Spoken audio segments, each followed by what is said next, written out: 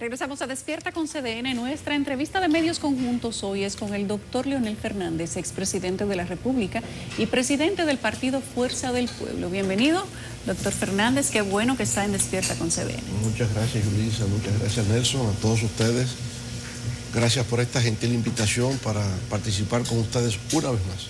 Qué bueno. Gracias a usted, profesor. Hoy es nuestra última entrevista especial del año. Es decir, que usted es el cerrador. El pitcher cerrador. El pitcher cerrador, que siempre se le asigna un lugar especial. Cierto. Yo lo escuché a usted el domingo en Santiago hablando mucho de basquetbol y de béisbol. está actualizado, pero usted es el cerrador. Ahora yo soy un atleta frustrado. La política era porque ya no servía para otra cosa. Bueno, ha servido mucho para la política, 3 veces presidente de la República, pero ni modo, en esa actividad que la pasó CDN, íntegra, completita, en vivo. Sí, y pude escuchar también de pie a pa su discurso, que era cerrando como un ciclo de las inscripciones, la promesa del padrón. ¿Cómo ha sido este proceso? Porque usted tiene una actividad muy sistemática, una valoración de estos meses. Mire, el proceso ha consistido en un objetivo estratégico que nos hemos trazado desde que se fundó la Fuerza del Pueblo. Nosotros teníamos una base social electoral de apoyo de 2 millones de ciudadanos. Con la fragmentación, obviamente, eso quedó disperso. En principio, la mayor parte del lado del partido, del viejo partido, como lo decimos. Con el tiempo ha habido una migración hacia la Fuerza del Pueblo y la meta es recuperar esa base social electoral de apoyo. Hemos dicho, el año 2021, el año pasado, fue el año del despegue hacia la conquista de ese objetivo. Este año 2022 es un año de avance.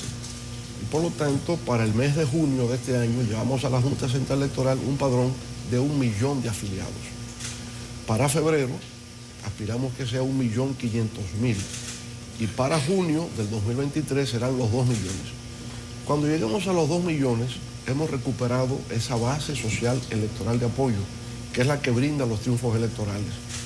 De un padrón electoral de 7 millones de votantes, con una tradición de que vota el 70% de los electores para los comicios presidenciales, 2 millones representa algo más del 40% de intención de voto.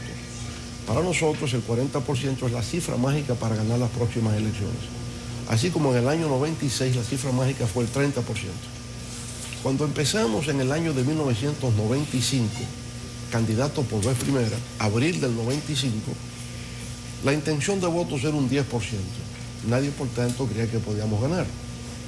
Ni lo creían en el partido, ni lo creían en la sociedad. ¿Qué fue lo que hicimos?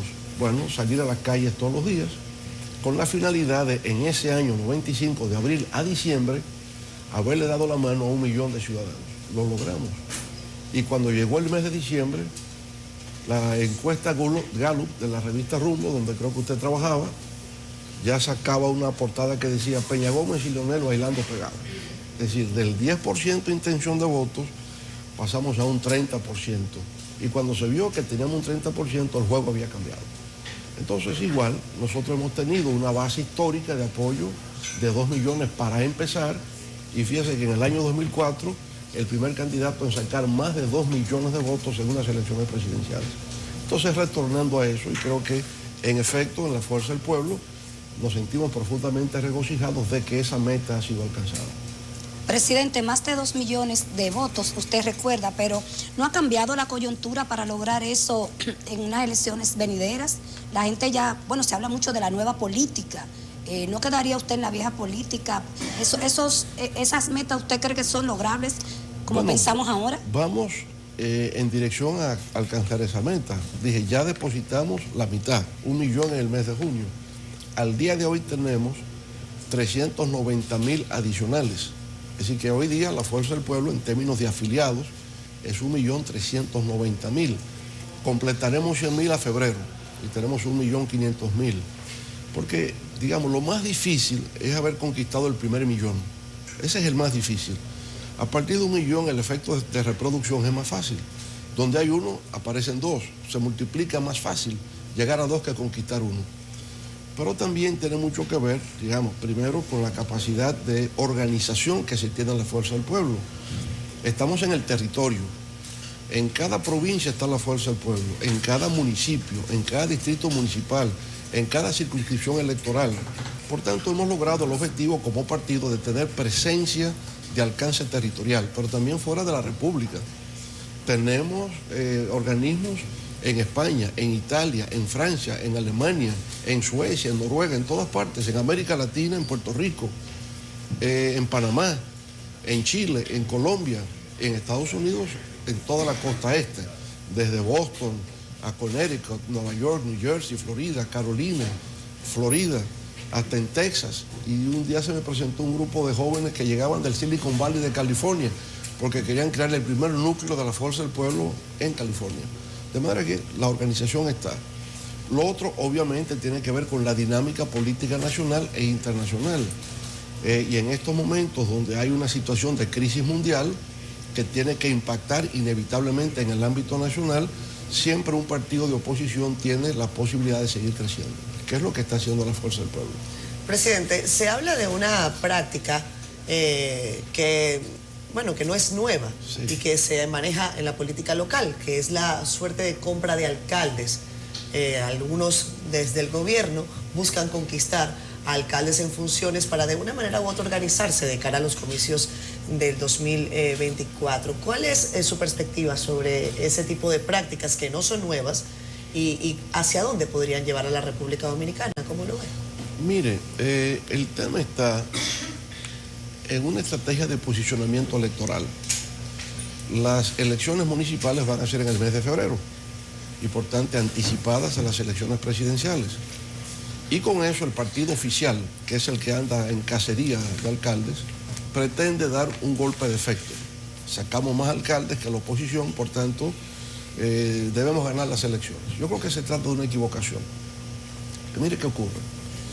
Si usted está sacando alcaldes, es porque ese que es alcalde entiende que va a ser el candidato del partido oficial.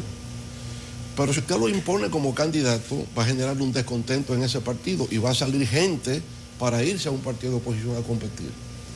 De manera que lo que usted procura se convierte al mismo tiempo en una fricción interna de fragmentación dentro de su propio partido. No le veo lógica ni sentido a eso. No le veo lógica.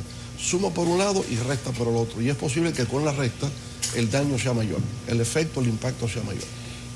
Presidente Fernández, mientras usted militó y fue líder del Partido de la Liberación Dominicana, siempre se difundió un poco la especie de que usted no era un carpintero político, que usted más o menos había recibido una plataforma y se subió, sea cierto o no, se hizo ese tipo de comentarios. Sin embargo, usted sale del Partido de la Liberación Dominicana a formar un nuevo partido. Me gustaría conocer un poco su experiencia, partiendo de cero, incluso en medio de una pandemia. ¿Cómo es ese día, la carpintería, y cómo ustedes han logrado desarrollarlo? Mire, digamos, en mi caso particular, yo empecé a participar activamente, en forma organizada en política, en el PRD. Primero, en el movimiento estudiantil universitario, el Frente Universitario Socialista Democrático FUS, que era entonces el brazo universitario estudiantil del PRD, ahí estuve yo. En el año 1971. ¿Eso hace cuánto? 52 años ahora, ¿verdad? Van a ser 52 años. Sí, exacto. Bueno, entonces, estando ahí, se nos dijo que teníamos que ser parte del partido. Y en el partido entonces me organicé en la zona B, Villa Consuelo del PRD. Cuando viene la división en el año de 1973, ese local de la zona B pasa a ser el Comité Intermedio Juan Núñez Mieses del PLD. Por tanto, desde el primer día estuve en la dirección media del PLD, dirigente medio. Siendo dirigente medio después, fui activista que coordinaba la línea noroeste. Por tanto, estuvo bajo mi responsabilidad desde Villa Vázquez, Montecristi y Dajabón. Todos los fines de semana, con Joaquín Jerónimo, el arquitecto Joaquín Jerónimo, durante 4 o 5 años nos íbamos a organizar el PLD en la línea noroeste del país. De manera que había una labor, digamos, organizativa práctica. Ahora, ¿qué ocurre? Mi labor fundamental, sin embargo, estuvo en el aparato ideológico cultural del PLD.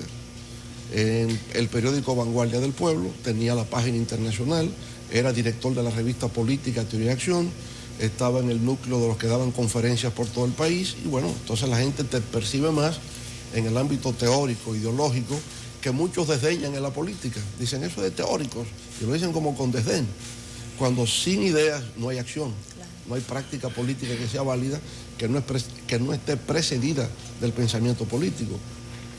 Entonces, bueno, siempre estuvimos en eso. Lógico, en la política se da una división del trabajo. Alguien se dedica, digamos, a ver la parte programática, los estudios sectoriales, otros se buscan de buscar gente, ¿verdad? Y lo que organiza la guagua, que lleva a la gente y los traslada a los mítines, y lo que yo siempre decía, el que fabrica la tarima no habla en ella, ¿eh? Entonces son división del trabajo que se da en todo partido político, y todo es importante, todo es válido. Claro, ahora en la Fuerza del Pueblo me toca el rol de iniciar desde cero, y por consiguiente hay que dedicarle más tiempo, más trabajo, más esfuerzo a la parte organizativa, y por eso usted me ve más activo en ese terreno que antes, porque ya en el PLD, después que ganamos en el 1996, si estamos en el Estado, se prioriza el papel del Estado que el del partido. Es lógico, porque tampoco hay el tiempo. Si es funcionario estatal, no tiene el tiempo que tenía antes para dedicarse a una labor partidaria. Estando 20 años en el poder, con una sola interrupción, 2000-2004, pues obviamente que, digamos, el esfuerzo mayor estuvo siempre en realizar la labor de gobierno. Eso se reflejaba en el partido, porque si desde el gobierno contribuíamos a una transformación de la sociedad dominicana, el número de adeptos hacia el partido crecía, como efectivamente ocurrió, y como en el 2020, lo dice hoy Eury Cabral en el periódico El Caribe, el PLD estaba destinado a ganar las elecciones. Todas las encuestas lo indicaban. Solo la ruptura provocó que no fuera triunfante en ese certamen electoral. Doctor Fernández, usted ha hablado de la crisis mundial y hay cuestionantes para cómo va a ser la situación económica del mundo para el año 2023 y estamos a ley de pocos días. De una manera quizás general, eso ha afectado a prácticamente todos los países y República Dominicana no ha sido la diferencia.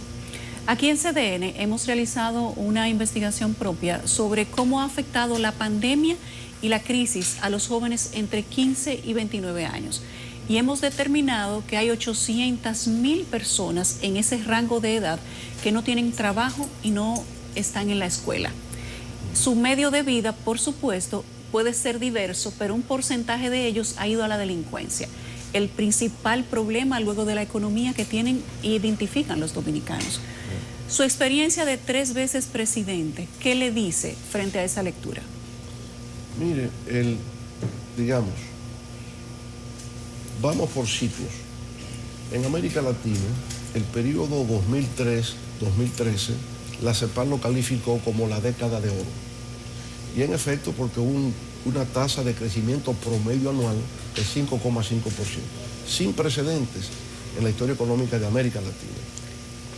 Eso permitió que los partidos progresistas en el poder, Lula en Brasil, los Kirchner en Argentina, Correa en Ecuador, para solo citar algunos, tuvieran gobiernos que fueron exitosos, sin duda alguna. En parte, ¿por qué fue ese crecimiento? Porque China se consolidó y China venía creciendo a una tasa promedio anual de un 12%. China compraba petróleo, gas natural, compraba cobre, compraba soya, y todo eso fue como la locomotora que arrastró los vagones del crecimiento económico de los países de América Latina. Cuando llega el 2013 cambia el ciclo, y del 2003 al 2018, en ese lustro, América Latina solo crece 0,05%.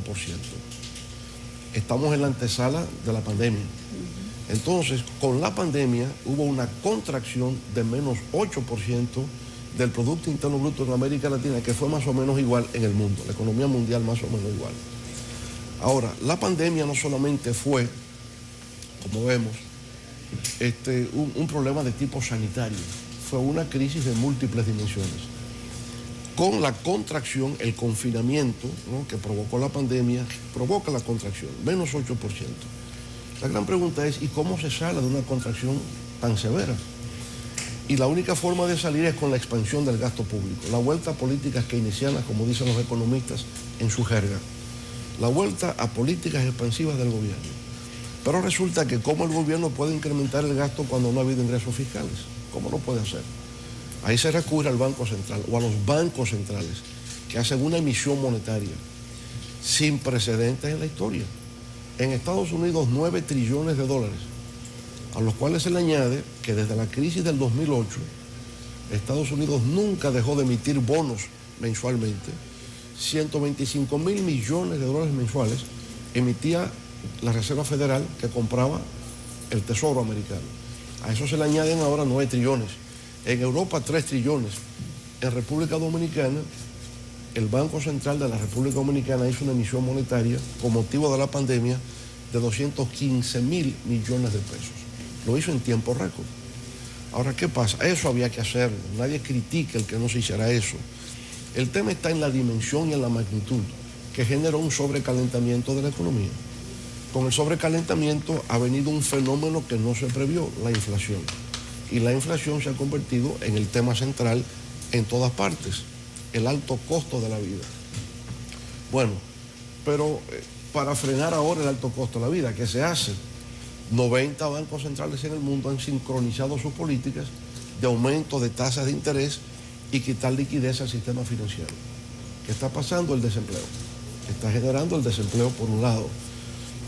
Va a generar un frenazo en el crecimiento económico, puesto que si subo la tasa de interés, el dinero va a escasear, ¿verdad? Y al escasear habrá menos consumo, y si hay menos consumo habrá menos crecimiento.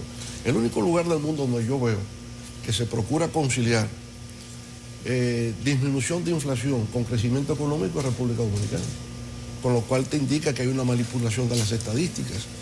Yo no puedo aplicar políticas de aumento de tasa de interés y decir que estamos creciendo a un 6%, a 5.5%. No es posible. Europa crece 0, Estados Unidos crece 0, China está creciendo 1.5. Los 3 motores de la economía mundial están prácticamente apagados. Entonces, no es verdad. Y el año próximo, el año 2023, se proyecta como un año sombrío para la economía mundial. Los 3 factores del crecimiento económico de República Dominicana, lo más probable es que se vean afectados. ¿Cuáles son? Por un lado, remesas. El año próximo uno puede pronosticar que las remesas no serán igual a las del 2022. Hoy el Banco Central dice que al mes de noviembre hemos recibido 7.900 millones y algo, y proyecta que podríamos llegar a los 10.000 millones del año 2021. Bien, pero con la inexistencia de los estímulos por parte del gobierno norteamericano, ya no va a llegar el cheque semanal a la casa, se elimina. Uno puede deducir que las remesas van a disminuir. Si hay una reducción del consumo en los Estados Unidos, las inversiones en zonas francas en el 2023 no serán igual al 22 al 21, y el número de turistas tenderá también a disminuir. Los 3 factores del sector externo no serán tan halagüeños como los hemos tenido en el 21 y en el 22. No lo digo yo, es el pronóstico que hace el Fondo Monetario Internacional cuando dice lo peor está por venir. Es lo que dice Jamie Dimon, el presidente de JP Morgan, cuando dice que al mundo le espera un huracán económico en el año 2023. Por tanto, todos coinciden en que el 23, que es el año en que se aplican políticas para contener la expansión del gasto público del 21 al 22, va a tener efectos adversos. Y eso es lo que estamos viendo. Por tanto, sí, la pandemia, pero no solamente es el efecto sanitario, también el tema económico. O sea, va a aumentar el desempleo, por tanto, va a aumentar la incertidumbre, el desasosiego, ¿no? El no saber, estar confundido con lo que pasa, y eso, por supuesto, también contribuye con la delincuencia. O sea, son factores socioeconómicos que están vinculados a esto que tanto preocupa a la sociedad dominicana actual. Presidente, en este programa hemos analizado la hipocresía de la clase política dominicana en función de las leyes electorales, o la ley de partido, la ley electoral, el presupuesto de la Junta Central Electoral. Parece que no se quieren las modificaciones. La Junta grita que lo que le han puesto para el 23 no alcanza, que es el año preelectoral, que es donde debiera llegar el dinero. Entonces, los partidos están que sí, que no, que apoyan, pero no se avanza. La posición de la fuerza del pueblo, tanto con la modificación de las leyes electorales de partidos y del clamor de la Junta de mayores recursos. Mire, con respecto a la reforma de la ley de partidos y la ley de régimen electoral, la Fuerza del Pueblo está totalmente de acuerdo con las modificaciones que deben hacerse, entre otros motivos porque recuerde que el Tribunal Constitucional en 6 o 7 intervenciones declaró la nulidad de varios artículos de la ley de partidos y ley de régimen electoral. Por consiguiente, la ley requiere una readecuación, ¿verdad? Y estamos totalmente de acuerdo con que así sea. O sea que tanto en el Senado como en la Cámara, nuestros legisladores están orientados en el sentido de que esos cambios tienen que llevarse a cabo.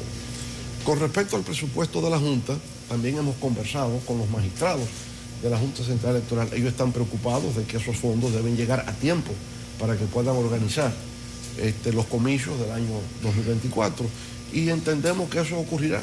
El ministro administrativo de la presidencia ha dado señales de que se va a cumplir con eso y no puede ser de otra manera. Por supuesto, los magistrados están preocupados porque pasa el tiempo y ellos necesitan esos recursos ya y están ejerciendo presión para que eso se pueda liberar en el tiempo más breve posible. Pero el presupuesto fue aprobado y fue promulgado, el del año 23, y no están consignados los recursos que pidió la Junta, que le aumentaron 2.000 millones, pero dice el presidente Román Jaques que eso se lo llevan a la primaria de octubre. Bueno, yo pienso que la Junta debe solicitar una cita con el presidente de la República, tratarlo ya directamente, ¿verdad? Para que el presidente esté consciente de lo que significa eso en términos de consolidación de la democracia dominicana. Presidente, ¿qué nuevo trae Leonel? ¿Por qué la juventud el año que viene tiene que enfilar a los candidatos del partido Fuerza del Pueblo en el nivel municipal y a la presidencia? ¿Qué nuevo trae? Y le insistía yo ahorita que se habla mucho de la nueva política. ¿Cómo usted va a convencer a la gente de que vaya a votar por usted y por los candidatos de la Fuerza del Pueblo? Usted sabe que la historia está en una dinámica constante de cambio y la política por consiguiente. Y los líderes políticos tienen que renovarse también conforme a esa dinámica de cambio que se va dando. Nosotros hacemos estudios focales de qué piensa la juventud dominicana en cada provincia, en cada lugar, cuáles son sus aspiraciones, sus deseos, y tratamos de que nuestros programas, obviamente, se aproximen a esas aspiraciones que tienen los jóvenes dominicanos, que son muy simples.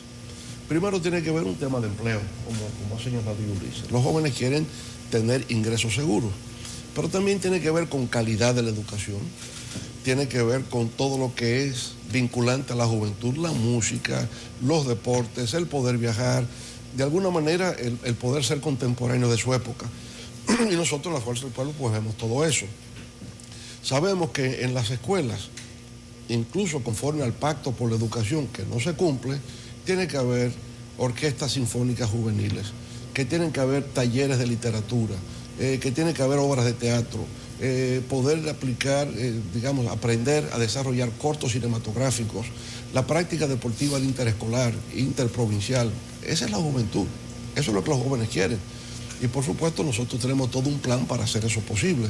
Jóvenes que toquen instrumentos musicales, es la música donde quiera, sea música urbana, sea la bachata o el merengue, los jóvenes disfrutan de la música, pero quieren aprender a tocar. Unos quieren aprender a tocar trompeta, otros quieren aprender a tocar la guitarra. Pero ¿dónde se aprende eso?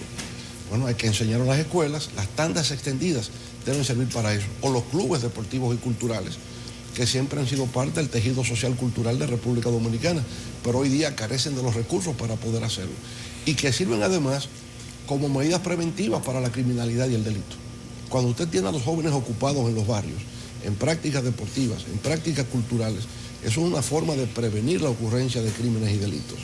De manera que es la manera de poder reconectar con la juventud, con sus nuevas aspiraciones y sus nuevos deseos de poder acceder a bienes culturales y deportivos. Y con esa clase media que es tan crítica. Mire, la clase media siempre será crítica y eso es parte de la democracia, la disensión, ¿verdad? Y nosotros por igual vamos viendo cómo podemos contribuir a una consolidación y a una expansión de la clase media, que sin duda alguna en la República Dominicana ha crecido enormemente. Y usted se da cuenta por el poder de consumo. Cuando usted va a La Vega y hay 2 grandes supermercados es porque hay capacidad adquisitiva. Y usted llega a Santiago y lo que se tropieza primero son con restaurantes de primera y bueno, edificaciones verticales con arquitectura de acero y de cristal. Ahí hay un progreso. algo está ocurriendo. Pero eso, para mencionar 2 provincias, eso está en todas partes. El nivel de expansión de la clase media y el poder adquisitivo de la clase media dominicana es algo fabuloso. Y claro, siempre se queja porque es parte de la dinámica de una democracia. Presidente, recientemente el ministro de Educación, el ministro Hernández, dijo que el 4% asignado a la educación había sido un recurso que se había ido directamente al zafacón durante años. Precisamente a usted le correspondió tener un debate durante su gobierno sobre ese 4%. Me gustaría saber si usted considera que ese recurso se ha ido, tal y como dice el actual ministro, al zafacón durante todos estos años. Y hay otra perspectiva abordando el tema de la inseguridad y que refirió recientemente el consultor en materia de seguridad del Poder Ejecutivo. Y decía que la policía era una estructura corrupta en donde todo el mundo estaba involucrado y hablaba desde el director hasta el raso. ¿Cuál es su perspectiva sobre esos 2 temas puestos por el gobierno? Correcto. Con respecto al primero, empiezo por aclarar que en nuestra gestión de gobierno, digamos 2004, 2012, en esos 8 años, en el 2004 el presupuesto en educación era 11.000 millones de pesos. En el 2012, 58.000.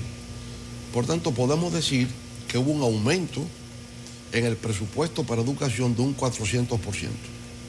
Y bueno, cuando usted en 8 años puede decir y puede evidenciar que hubo un aumento de un 400%, usted no fue indiferente a la necesidad de aumentar el gasto público en educación. Ahora, cuando se plantea el 4% del PIB, estamos hablando no del presupuesto, del Producto Interno Bruto, que es cambiante cada año. Mi respuesta fue, porque a veces se distorsiona, puede ser 4, puede ser 5, puede ser 6, lo que se quiera, pero tiene que ser gradual. Y tiene que ir acompañado de un plan de educación que nunca se presentó. Cuando se hablaba de 4% del PIB, se hablaba de dinero. Mi respuesta fue siempre, no hay una relación directamente proporcional entre volumen de inversión en educación y calidad del desempeño. No existe en ninguna parte del mundo. Por tanto, usted puede invertir todo el dinero imaginable y eso no necesariamente se va a traducir en calidad del desempeño educativo. ¿Qué tenemos hoy en República Dominicana? Muchas escuelas y no tenemos educación. ¿Por qué? Porque hoy día hay una crisis del aprendizaje en la República Dominicana. Cuando el 62% de los niños a 10 años de edad no comprenden lo que leen, estamos hablando no de una crisis de la educación en abstracto, estamos hablando de una crisis del aprendizaje. Si los niños no pueden descifrar o entender lo que leen, eso significa que el proceso educativo dominicano está anulado hacia el futuro. Por tanto, yo diría que en este momento es una situación de urgencia de tratar de establecer nuevos parámetros de lectura comprensiva en la República Dominicana. Eso es lo básico, eso es lo fundamental para todo lo demás. Por consiguiente, lo que ha dicho el ministro, que ha sido el zafacón, yo diría que no ha habido progreso en la calidad de la educación en República Dominicana desde que se instaló el 4% del PIB para educación. Vuelvo a algo más. La ley establece el 16% del presupuesto o el 4% del PIB, la ley. Y luego añadía o el que sea más de los dos. Y se prefirió el 4% del PIB. Pero era o 16% del presupuesto. Para el presupuesto del 2023, el 4% del PIB equivale al 24% del presupuesto. Eso no se había previsto nunca. Por supuesto, no hay marcha atrás. Y el 4% es una conquista que se ha obtenido y no hay forma de que eso se pueda revertir. Lo que sí entiendo que debe haber un gran debate nacional acerca de qué hacer con ese 4% del PIB para mejorar la calidad de la educación dominicana en todos los ámbitos. Yo insisto, primero, lograr programas de lectura comprensiva, bibliotecas escolares como requisito, tener tutores de lectura, saber qué lee un niño a los 12 años de edad, qué lee a los 15 años de edad, porque si empiezan a leer lecturas que para ellos no son atractivas, se va a traumatizar y la lectura nunca será un hábito para ese estudiante. Pero sabemos que existen instituciones, la CERLAC de la UNESCO, que puede perfectamente orientar a los maestros de qué se lee en qué determinada edad para hacer de la lectura un hábito. Laboratorios de química, laboratorios de biología, laboratorios de física para crear una cultura científica desde abajo, desde los primeros años, ¿verdad? Talleres de literatura. en vivo, presidente. La promoción del teatro, del cine, todo eso es lo que debe ser la educación dominicana. No tenemos eso en estos momentos. Por consiguiente, sí ha habido un fracaso, a pesar del volumen de dinero que se ha invertido. Con respecto a la segunda parte de su pregunta, mire, a lo mejor es así, como él dice. Hay la percepción en muchos sectores de la sociedad dominicana que en la policía hay corrupción. Pero no me parece correcto que un extranjero que se ha contratado como comisionado esté diciendo públicamente eso para desmoralizar una institución que tiene la obligación en estos momentos de garantizar la seguridad ciudadana, donde se habla de una reforma policial y el gobierno parece que está empeñado en llevar a cabo esa reforma policial. En lugar de decirlo públicamente, usted se lo dice a quien le ha contratado y busque la forma de corregir eso. De manera que lo que ha resultado como, yo diría, controversial, lo que ha resultado objetable, es que públicamente lo haya dicho cuando usted no ha sido contratado para hacer denuncias. Usted ha sido contratado para producir reformas. Entonces eso es lo que me imagino. Pero según su experiencia, ¿es o no es así? Yo creo que en distintas instituciones del Estado hay elementos de corrupción, pero decir que desde el jefe hasta el raso todos son corruptos, es una exageración. Presidente, terminamos. Están los clásicos 30 segundos, aunque me maten. La política de alianza. Usted le pega a la música también, un viejo amor. Ni se olvida ni se deja. La política de alianza, Abel Martínez, usted dirá, falta mucho, pero las alianzas se perfilan y se condicionan, porque usted no va a coger a uno como enemigo para después ir a proponer las alianzas. ¿Cómo usted ve eso? Bueno, en esta etapa nosotros estamos concentrados en fortalecer la fuerza del pueblo. Porque incluso en el caso hipotético de que pudiese haber alianzas, usted tiene que ir fuerte a la alianza, ¿verdad? Entonces nosotros estamos en el objetivo de los 2 millones de afiliados. Por tanto, la alianza nuestra en este momento es una alianza con el pueblo dominicano. Bueno, pues si usted descalifica a Abel o a Abinader desde el principio, fue que usted cogió un contendor que no tiene planes de aliarse con ese. Sí, pero insisto, lo nuestro es crecer. No, yo lo entiendo. Y lo del viejo amor fue por la blusa de Yanesi, morada. ¿Cómo es? Ni se olvida ni se deja. ¿Usted lo dejó? A mí me dejaron, que fue lo contrario. No, usted no lo votaron, usted se fue. A mí me dejaron. No, usted recogió su motete y se fue. Bueno, pero después de una cadena de actitudes, ¿verdad?, de irrespeto que culmina con un fraude, no me queda de otra, porque también es lo que se llama la autoestima o el sentido de la dignidad personal. La dignidad. Hay un momento que ya es dignidad personal. Se crearon todas las condiciones para que no estuviera allí. Entonces lo lamenté mucho.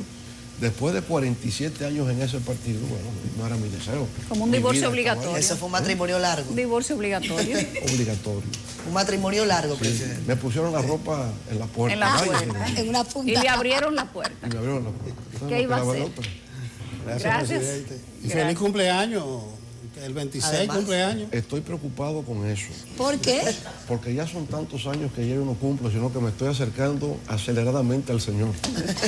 Eso dijo el Más profesor, cerca de ti, profesor señor. Bosch, con 80 años, que le hicieron un homenaje en el Palacio. Lo No digo entiende así. cómo le hace un homenaje a uno cuando le quedan menos años. Lo que pasa es que uno va sintiendo como que en efecto se van sumando mucho y como que se van achicando los que quedan. Si le sirve de consuelo, ese mismo día nació Mao Zedong, El 26 de el diciembre. 26 de diciembre. Qué bien. Camarada Nació- Mao.